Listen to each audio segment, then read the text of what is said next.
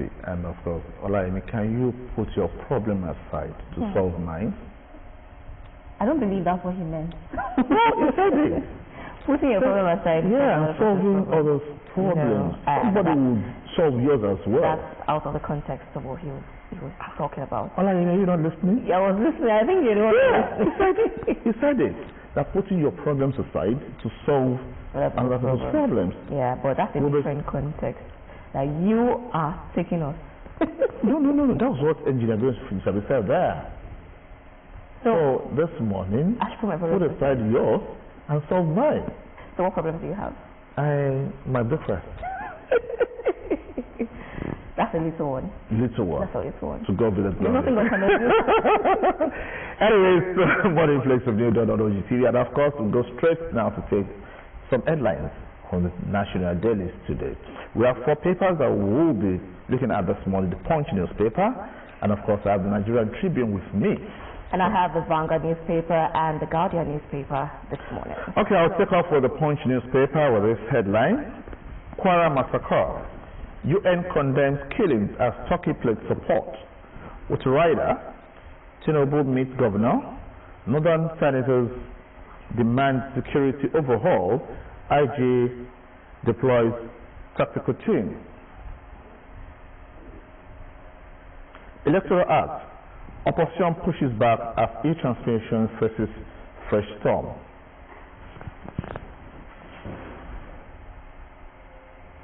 PDP crisis.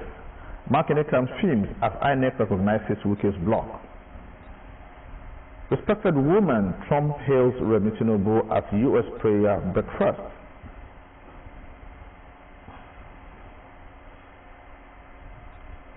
Kaduna abduction. 183 freed victims recount ordeal. Governors pledge rehabilitation. For these and many more of the stories, get a copy of the Punch newspaper for today.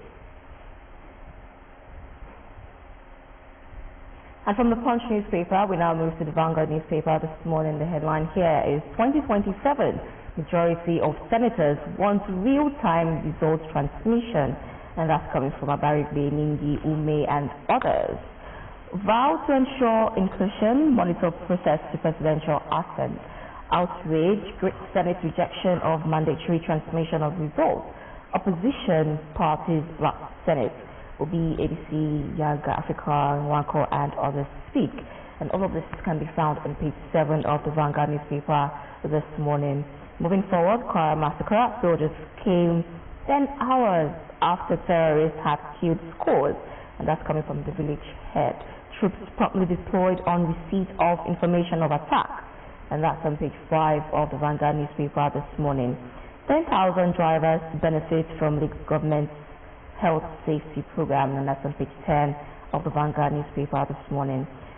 Downstream deregulation delivers 6 trillion naira gain in 9 months. And that's coming from the NMBDRA, and that's on page 19 of the Vanguard newspaper this morning. 2 PDP fractions insist on fielding candidates in 2027 polls, and that's on page 8 of the Vanguard newspaper this morning. INEC registers NDCDLA. Those are the new 2 political parties, the Democratic Leadership Alliance and the Nigeria Democratic Congress. Worries over crisis in parties, and that's on page 9 of the Vanguard newspaper this morning. U.S. President acknowledges Nigeria's First Lady as respected woman, and that's also on page 8 of the Vanguard newspaper this morning.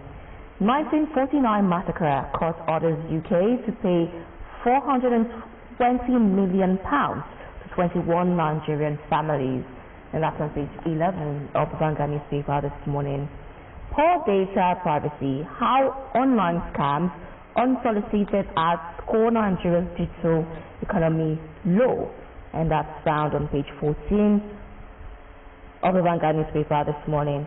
An economy, how Nigeria can move from potential to economic prosperity, and that's on page 19 as well of the Vanguard newspaper this morning. Lots of interesting stories you can find. Grab a copy of the Vanguard newspaper this morning for more details. And of course, away from the Vanguard newspaper to the Nigerian Tribune this morning. Electoral Act, e-transmission of results must stand, opposition senators. The writer, vows to monitor presidency, OB, ADC, FBA, Yaga Africa, PAACA reacts. Nigeria taps into $7.7 trillion global halal market. Cautions against religious interpretation says it will unlock $1.2 billion economic value. Quora attackers are religious extremist government.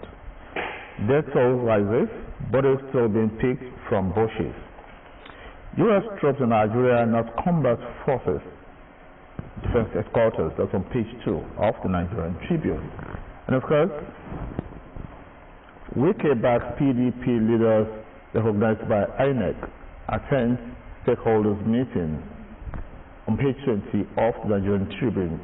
So, get a copy of the Tribune for more of the stories and details of some of the headlines. And from Nigerian Tribune, we now move to the Guardian newspaper this morning. We have just one story here. Concerns over fresh killings in Kwara, Katsina State. That's on page 6 of the Guardian newspaper this morning. And that ends. Do you have another one with you? No. Okay, so that wraps up the newspaper headlines. Well, of course, you can still call us on our hotline 08030442929 to talk on any of the interesting headlines that we have here. Perfect. Yes, there's this one that interests me. Okay. About 2 days, 2 or 3 days ago, we heard in the news that Makinde was calling somebody a vagabond in PDP. And today, the so-called vagabond by Governor Makinde is now being given recognition by INEC. Because it is his own block of the stuff that INEC recognizes. Yeah. So now what's going to happen? What's going to happen? Yeah, what's going to happen next? I mean, it's politics, right? It's politics. Because he was actually talking about Wike crossing from River State to come and meddle in the affairs of PDP. And now we're having INEC recognizing now we have INEC block political of the faction yes. of the party. Yeah. So like I said, it's politics, and it's a long game. And we're yet to see what exactly this is going to lead to. Act 1, Scene 1. Now we're moving to Act 2. Act 1, Scene 2. Act 1, Scene 2. Yeah. So we're moving to Scene 3. Well, I'm sure very soon we'll hear from Governor Sheyi Makinde. Well, the story that caught my attention is the trending story right now, which is the fact that it's still on INEC, by the way. Okay. The 2027 majority of senators want real-time results transmission. Now, this story is peculiar. We're going to talk about this in trending, of course. Yeah. Well, I just want to add that there's an angle, right, that people put out there that they wanted transfer and not transmission, which the caucus has come out now to disclaim.